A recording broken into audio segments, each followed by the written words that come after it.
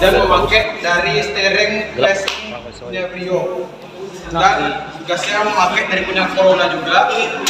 Dan di sini dari sistem stabilisasi depan kami tidak membuat berubah sistem stabilisasi depan ini memakai Bolden Canter, mobil Canter. Jadi posisinya bisa presisi dan posisi ban bisa dirubah di setel secara prototype di mana medan yang menginginkan. Misalnya medannya berlumpur agar menggigit ban itu akan dibuat dari 90 derajat di mereknya jadi 95 derajat. Dan di sini akan terbaca beban yang akan dinaikkan dari mobil ini dari speedometer yang ada di sini. Boleh lihat Pak, di sini Pak. Misalnya bebannya yang berlebih dari sini, dia akan nanti naik sampai batas 10. Misalnya nanti dia terlalu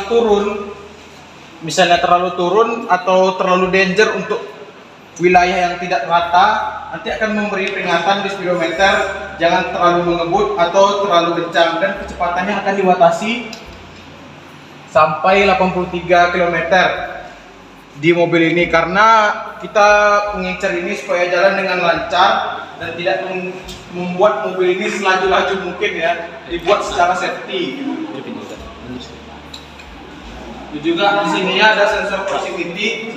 Di sini dibaca menggunakan magnet. Jadi kecepatan dan jarak tempuh yang diukur dari speedometer ini terbaca di sini untuk nanti masalah oli juga akan dibaca juga dari speedometer ini berapa tanggal servis dari motor tersebut ini.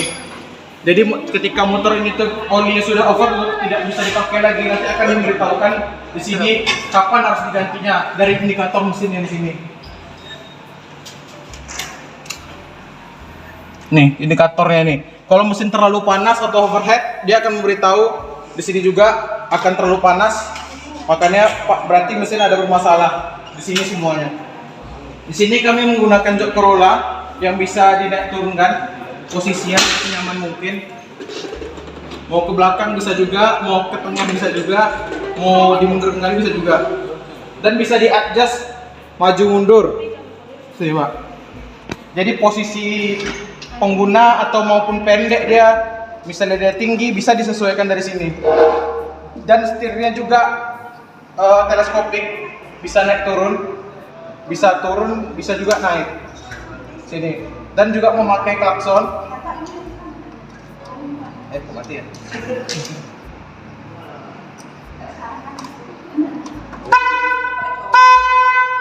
Jadi klaksonnya itu di tengah-tengah ini seperti mobil biasa, dan di sini kami juga menggunakan sen, bisa kiri, bisa kanan, dan bisa juga hazard. Sini. Dan menggunakan lampu LED, kami mengingat mobil ini karena mobil yang berbasis mekatronika kami tidak menggunakan halogen lagi. Kami menggunakan full LED semua di depannya. Dan menghemat dari daya baterai juga agar baterai tidak soak gitu ya. Makanya dipakai LED. Jadi baterai tidak cepat terkuras. Di sini tadi di mobil ini kami memakai Posing Supra X125 untuk meredam getaran ketika jalannya tidak rata, ratanya itu tidak konsisten. Jadi getaran yang akan disalurkan ke dalam bodi ke kabin pun tidak terlalu keras. Di antara empat ini ada Posing Supra kiri kanan. Di sini ada 4, di sana juga ada 4. Jadi sistem yang kami gunakan di sini memakai Bolden Canter. Bolden Canter ini misalnya posisi arm turun, ban tetap lurus, naik pun tetap lurus. Jadi fungsinya memakai ini nggak dibuat sendiri, karena kalau dibuat sendiri itu posisi ban itu akan lari, tidak bisa di setel dan susah untuk digunakan untuk di repair kembali. Jadi kami menggunakan di sini ini memakai Bolden Canter ini untuk bisa di setel kemiringan berapa derajat yang kita inginkan sesuai medan yang kita tempuh di mobil ini. Dan seperti kaca kami di depan ini kami pakai akrilik, karena kalau untuk kaca tempered glass yang seperti mobil yang ketika pecah langsung menjadi serpihan itu lumayan mahal ya. Kami membuat sesuai budget yang kami kumpulkan. makanya kami buat seperti ini.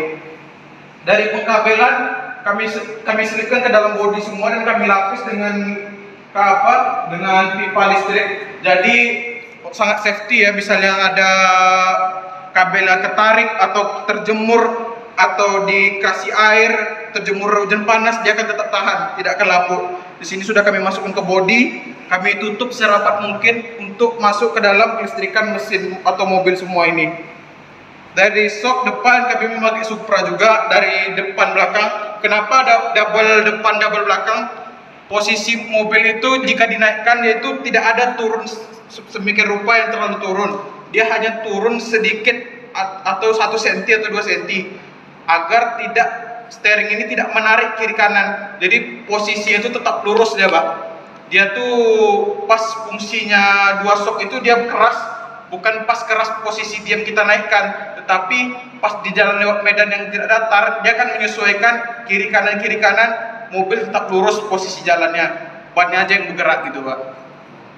Di sini kami juga menggunakan besi hollow 2,5, tebalnya 4 mili ini ya.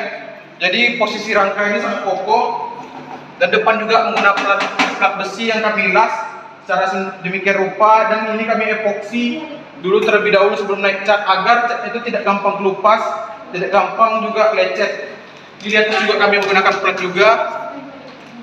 Seperti yang di belakang ini kami menggunakan mesin dari Shogun 110. Kenapa Shogun 110 ini kami pilih? Karena Shogun 110 ini termasuk tenaganya lumayan oke ya, mesinnya itu tidak bandel dan perawatannya itu murah. Makanya kami pilih dari mesin ini. Dan di sini mobilnya juga menggunakan electric starter, tidak perlu diengkol-engkol dari belakang, tinggal duduk dan starter.